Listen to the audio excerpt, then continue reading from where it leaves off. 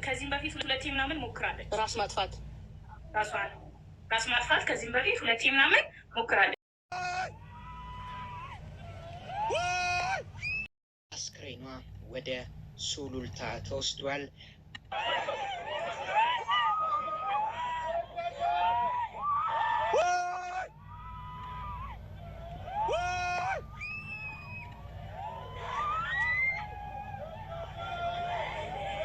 አንዱዓለም ጎሳም ለጥያቄና ለምርመራ በፖሊስ ቁጥጥር ስር ውሎ ነበረ። እንግዲህ በዛው በፖሊስ ጣቢያ ማደሩ ነው ያሁን የወጣው መረጃ የሚያመለክተው። ደበድባት አለ ቢል ኢንፎርሜሽኖች ከወጡ አንተ የምትወዳትን ልጅ ፍቅርን መግለጽ የምትፈልገው በመቀጥቀጥ ከሆነ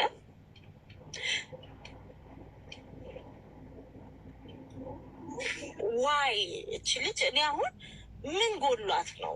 አሁን ቀነኒ ለሊት 9 ሰዓትና 10 ሰዓት ገደማ ነው ቦሌ አራብሳ ከባለቤቷ ድምፃዊ አንዱዓለም ጎሳ ጋር ከ1 ዓመት በላይ በኖሩበት ህንፃ 5ኛ ፎቅ ላይ ከሚገኘው ቤታቸው ወደ ታች ወድቃ ህይወቷ ያለፈው። አንቺ ያልሽ ያለሽው አንዱዓለም ቤት ውስጥ ተኝቶ ነው እሷ ራሷን ወርውራ ያጠፋችው ነው እያልሽ ያለሽው። አንዱዓለም ቤት ውስጥ ለመኖሩ ምንድን ነው መረጃው? ለጓደኛው ነግሮታል። ኦኬ አብሮ እንዳሉ ጋር ሲያወራስ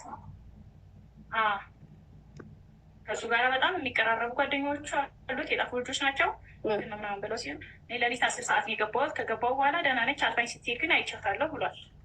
ምክንያቱም ጸብ ላይ ናቸው። ያን ያህልም እንትና እያሉ አይደለም። በጣም ትልቅ ጸብ ምናምን አለ መሀላቸው። በየጊዜው ጸብ አለ ቀነኒ እና እሱ ጋር እሱ መሀል ማለት ነው። እኔ ለእሱን ልደግፍ አልችልም፣ ለእሷም ልሆን አልችልም። ምክንያቱም ሁለቱም ዳሜ ናቸው። ግን ሁለቱም መሀል ጸብ እንዳለ አውቃለሁ። ስለዚህ እሷ ተናዳ ራሷን ታጠፋለች ብለሽ ታስቢያለሽ? ባይዘዌ ቀነኒ ለዛ ብሎ ነግሮናል። እሱ ከዚህም በፊት የሆነ ጊዜም ራሷን ልታጠፋው ነበረ ምናምን ደርሼላት ነው ምናምን ብሎ ነግሮናል። ግን ይሄ ነገር አልወጣም ነበረ፣ መጀመሪያ አልሰማም ነበረ። ግን እሱን የነገራችሁ ራሷን ለማጥፋት እንደምትፈልግ ነው ራሱን የነገረ። ለ2 ዓመታት በፍቅር የቆዩት ሁለቱ ጥንዶች በቅርቡም ጋብቻቸውን ለመፈጸም እየተዘጋጁም ነበር። የቀነኒ የቀብር ስነስርዓትም በሱሉልታ ከተማ በነገው ዕለት ረቡዕ ይፈጸማል። አንዱዓለም ጎሳ ግን አሁንም ድረስ ይህ መረጃ እስከተጠናቀረበት ሰዓት ድረስ በፖሊስ ቁጥጥር ስር ይገኛል። ቀነኒ ራሷን እንዳላጠፋች ከሚጠቁሙ መረጃዎች መካከል የሞተች ቀን ከቀኑ 10 ሰዓት ጀምሮ ለልደቷ የሚሆኑ የልደት ፎቶዎችን እየተነሳች እንዳመሸች ፎቶዎቹን እያነሳት የወንዴክስ ስቱዲዮ ባለቤትና ካሜራማን የሆነው ወንድወሰን በጋሻው ገልጿል። ቀን እስከ ማታ የልደት ፎቶዎችን ሳነሳት ነበር፣ ጠዋት መርዶ አረዱኝ ብሏል ካሜራማኑ ወንድወሰን በጋሻው። የአዲስ አበባ ፖሊስ በሞዴል ቀነኒ አዱኛ ህልፈት ምክንያት የሞዴሉ አባል የሆነውን አርቲስት አንዱዓለም ጎሳን በቁጥጥር ስር አውሎ እያጣራ ነው። እየወጡ ያሉ መረጃዎች የአርቲስቱም እህት በቁጥጥር ስር መዋሏን ይጠቁማሉ። ከ5ኛ ፎቅ ላይ ወደ ታች ወድቃ ህይወቷ አለፈ የተባለችው ቀነኒ ውስብስብ ነገሮችን ፖሊስ ለመፍታትም እየሰራ ይገኛል። ለሊት 9 ሰዓትና 10 ሰዓት ገደማ ምን ልትሰራ ወደ ፎቁ ጫፍ ወይም ደግሞ ወደ ታች ሊያስወረውርባት የሚችል የፎቅ ጫፍ ላይ ልትወጣ ትችላለች የሚለው በራሱ ጥያቄ የሚፈጥር ነው። እስር ቤት ውስጥ የውልዱ ኤኒ ድራማ ኤኒ ቶክ ሊያደርጉ ይችላሉ። እሺ እሱ ከገደለው ወይም ሌላ ሰው ከገደለው እንደዚህ ሬሳውን በፍጥነት ደባብቆ መውሰዱ ለምን ተፈለገ? እዛ ላይ ነው ለምን ሳይጣራ እቺ ልጅ እንዴት ከ5ኛ ላይ ራሷ ልወረወር የቻለችው? መወርወሯንስ ማን አረጋገጠ? ሬሷ በምን አይነት መንገድ ነው ሌላ ቦታ ተገላ ነው የተወረወረችው የሚለው ነገር መረጋገጥ አለበት። ገባሽ? ልጁ ታርጌት ሊደረግ ይችላል። አንዳንድ ነገሮች ስላሉ በቀነኒ አሟሟት ጉዳይ በአሁኑ ጊዜ አስተያየት መስጠት አልችልም ብለዋል የአዲስ አበባ ፖሊስ የህዝብ ግንኙነት ኃላፊ የሆኑት ኢንስፔክተር ማርቆስ ታደሰ። የድምፃዊ አንዱዓለም ጎሳ የህይወት አጋር ሞዴል ቀነኒ አዱኛ አስክሬኗ በሚኒክ ሆስፒታል ምርመራ ተደርጎበታል። የምርመራው ውጤት ግን ይፋ ከማድረግ ተቆጥበዋል። ይህም ሌሎች ማጣራቶች ምናልባት መደረግ ስለሚያስፈልጋቸው ይመስላል። የድምፃዊ አንዱዓለም ጎሳ ማናጀር የሆነው ለሊሳ እንድሪስ የተፈጠረው ለቢቢሲ አፋን ኦሮሞ ገልጿል።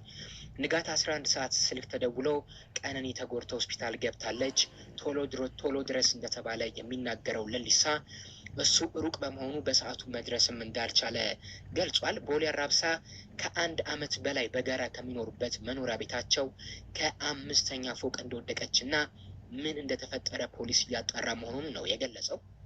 ክስተቱ ከተፈጠረ በኋላም በቅርብ አያት አካባቢ አያት አደባባይ በሚገኘው ያኔት ሆስፒታል ከገባች በኋላ ጠዋት ፖሊስ ፀጉር ቤት ራሱ ወስዷት ነበረ። በዛ ላይ ደግሞ ልደቷ ነበረ ዛሬ። በቃ የሆነ ውሸት ሁላ ነው፣ የሆነ ህልም ላይ ሁላ ያለው ነው የመሰለኝ። ገብርኤልን በፍጹም እራሷን ታጠፋ፣ በፍጹም በፍጹም። እናቷን በጣም ነው የምትወዳት። እውነት ነው ወላሂ።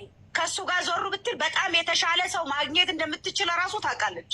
እዚህ ይላችኋል። በፊት ራሱ ሲጠባበሱ ምናምን ከሆነ ሰው ጋር መሳሪያ እንትን ተባብሎ ነበሩ። የሆነ ጊዜ ሶሻል ሚዲያ ላይ ሁላ ተጭሆ ምናምን ነበር፣ አስታውሳችሁ?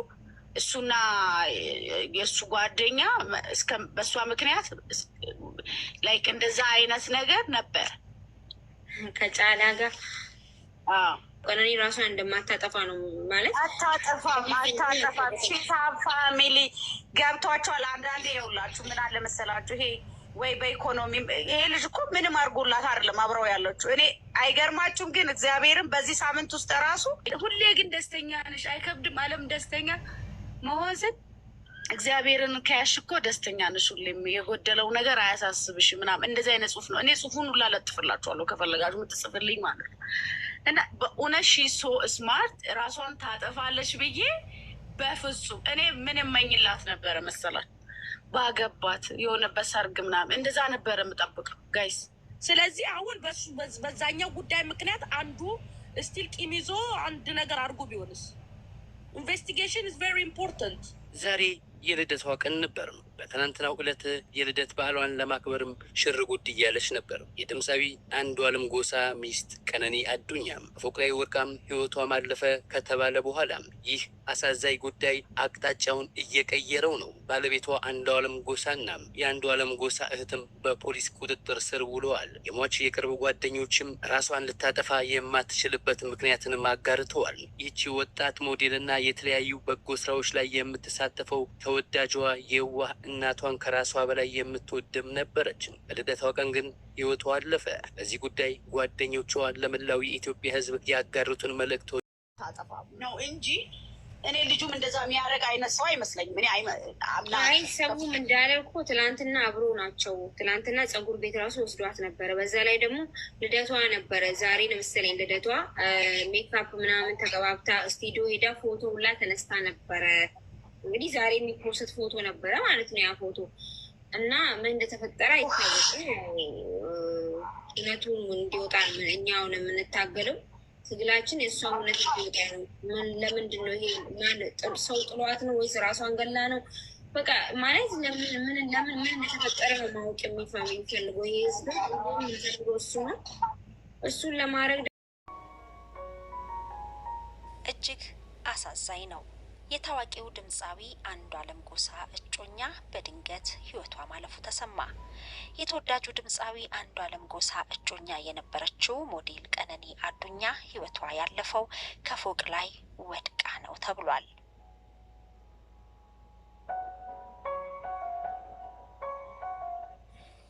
ድምፃዊው አሁን ላይ በፖሊስ ቁጥጥር ስር የዋለ ሲሆን የሟች አስክሬን በዳግማዊ ሚኒሊክ ሆስፒታል ለምርመራ ተልኳል ተብሏል። በአንድ ጥላ ስር አብረው መኖር የጀመሩት ታዋቂው ድምፃዊ አንዱዓለም ጎሳና ሞዴል ቀነኒ አዱኛ በቅርቡ ሊጋቡ አቅደው እንደነበረም ተሰምቷል።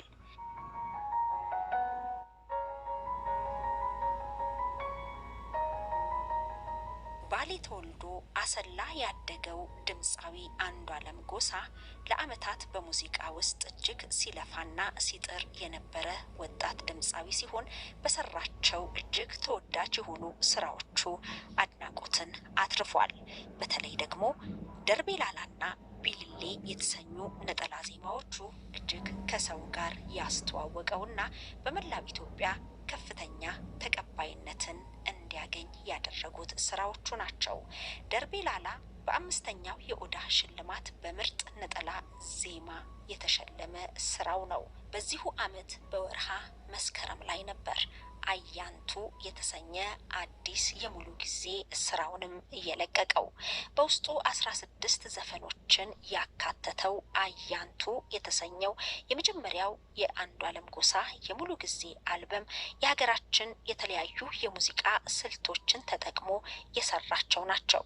በዚህም የሙዚቃ ስራው እጅግ ተወዳጅነትንና ተቀባይነትን ያገኘበት ነበር።